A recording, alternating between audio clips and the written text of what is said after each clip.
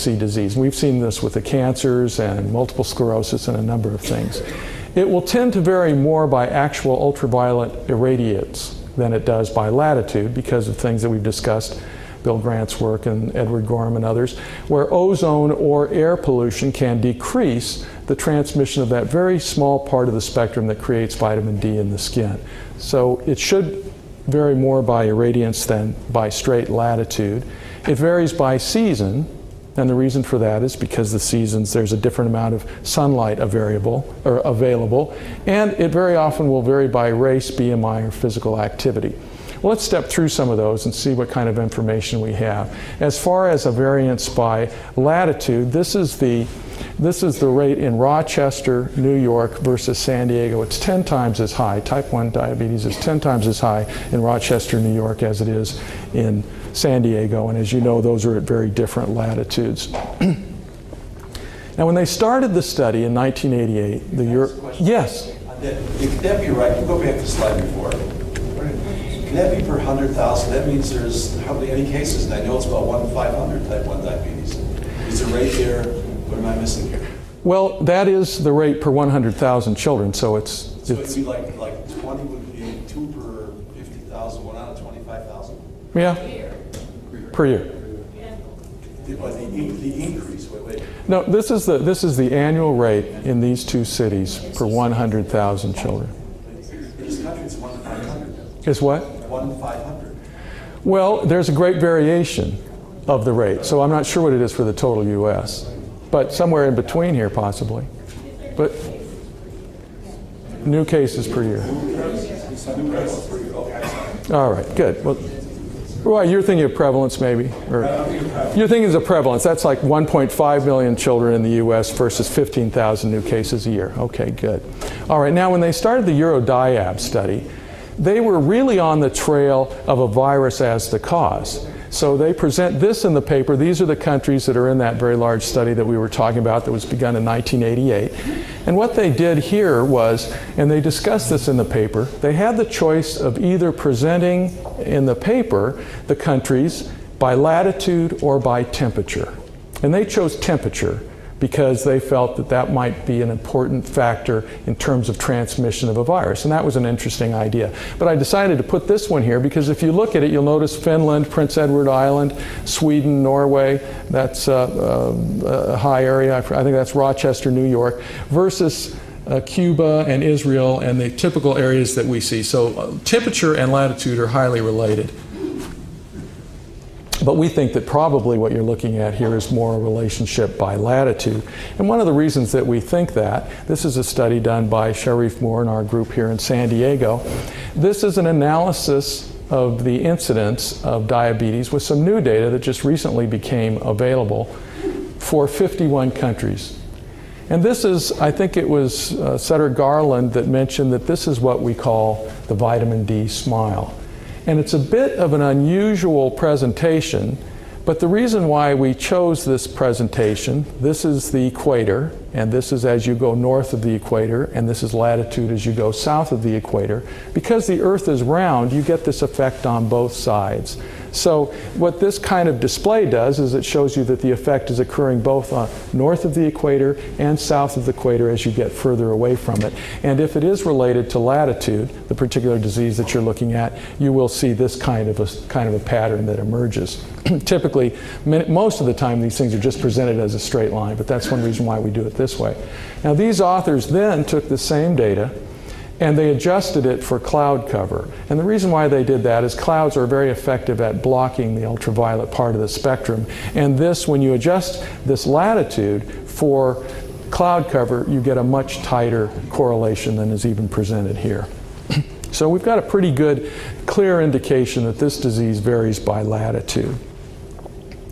Now we were talking about season, and it was referred to a couple of times already about the NHANES 3 study. This is a treasure trove of the understanding of vitamin D, because what they did in the early 1990s, they go out in trailers and they took a random sample of the United States, and they have thousands of samples that they've taken of blood, and they can analyze that blood now for vitamin D, and that's been done. And interestingly, a paper was published not that long ago using the NHANES data, which is more or less publicly available, and the paper was done by a nephrologist actually, working with an epidemiologist, and the reason was nephrologists are very keenly aware of vitamin D status in a human, and they're almost more interested in vitamin D than say just regular epidemiologists. But what we see here is this variation over time by season in your risk of being deficient. That's what this is showing. What is your risk of being in the very lowest quartile of the population by season? So your risk, if we set the risk at 1 in winter, you have a little lower risk. In the summer, you have a very low risk of being very low for vitamin D. So this is the bad one. This is the winter shows that you have less people with the population with high levels of vitamin D. And as was mentioned by Edward Gorham, this is an underestimate, because the way they do the NHANES study is during the winter they go in the south, because they don't want to go up in the north and get stuck in the snowy roads and all of that sort of thing. So this is very definitely an underestimate, but it's a logical one. They weren't really going out to get the story on vitamin D. But if you see a disease that varies by season, that might be a clue that it's a vitamin D deficiency disease. Now, we had an opportunity just recently to look in the Department of Defense for the rate of type 1 diabetes. And while type 1 diabetes is most common in children from infancy to age 14, it still does continue on throughout life into the 30s and 40s. We're not even sure sometimes how much is misdiagnosed later in life as type 2 diabetes.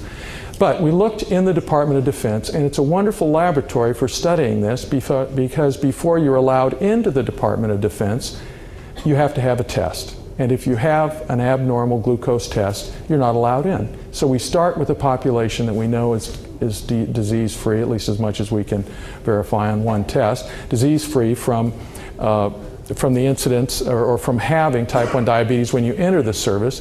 And we were able to plot by month the rate of new cases of type 1 diabetes that occurred in that population. Now, the amazing thing here is that we're talking about something that's considered a chronic disease, not necessarily an infectious disease, and one that once you get it, you have it for the rest of your life.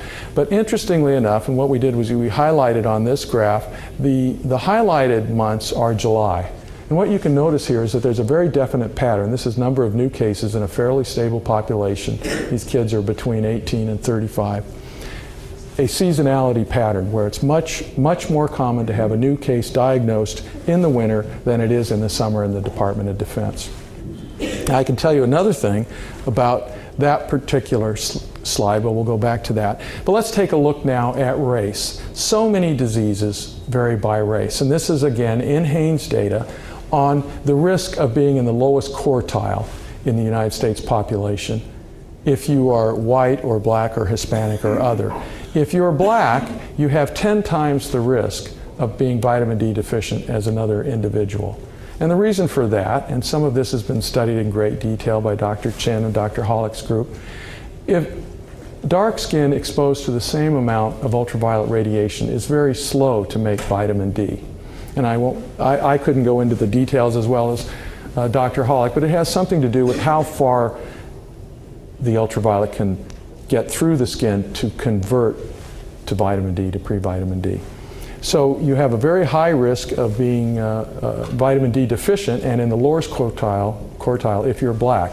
Now in the Department of Defense, blacks have 2 to 3 times as much type 1 diabetes as do whites in that population. And I'm sure many of you can think of a disease that you're dealing with and a disparity in a disease that's often attributed to some unknown factor. Well, it's good to start thinking about vitamin D because of this very, very high risk of being deficient in vitamin D if you're dark pigment, if you have a dark pigmentation.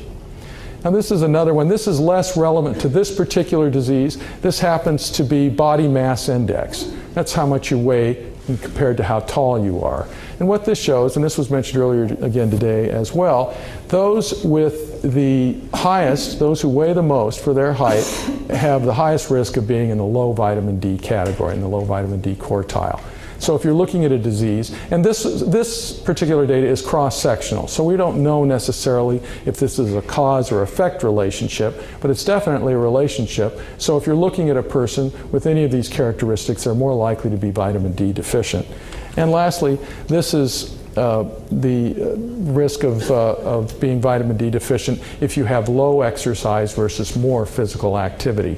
And these are key elements for a couple of reasons. One, they help us understand a disease, and if we start to see patterns that follow these patterns, we might be looking at a vitamin D deficiency disease. And another reason why they're important is that epidemiologists often adjust for these particular categories when they're looking at vitamin D. And that can be problematic because if you're adjusting for a factor that's highly related to the factor that you're looking at as a causal one, you take away some of that power to identify the causal factor. Well, let's go. We've done time and we did place. Now let's look at person.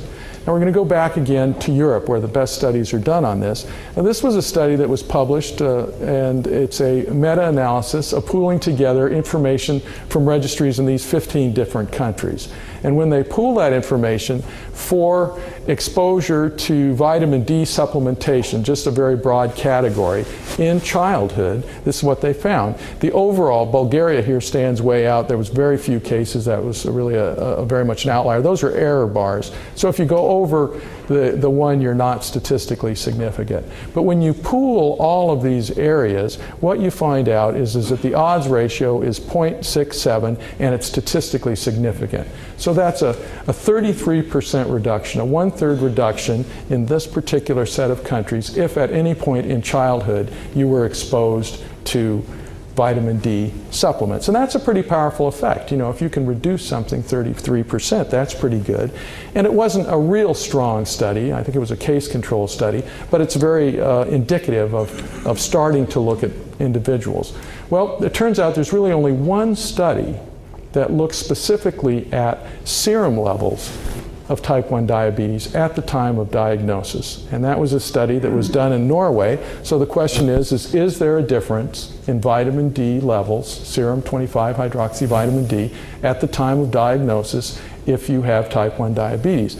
And the answer is right here, and that is yes, the patients, the type 1 diabetes patients had a level of 82.5 and the control subjects 96.7, and that's statistically significant. So we have a very important study because it's the only one that shows serum vitamin D, but it is cross-sectional. It's cross-sectional at least in terms of at time of diagnosis. If you follow these individuals out over time, their vitamin D level continues to go down and down and down in the case group.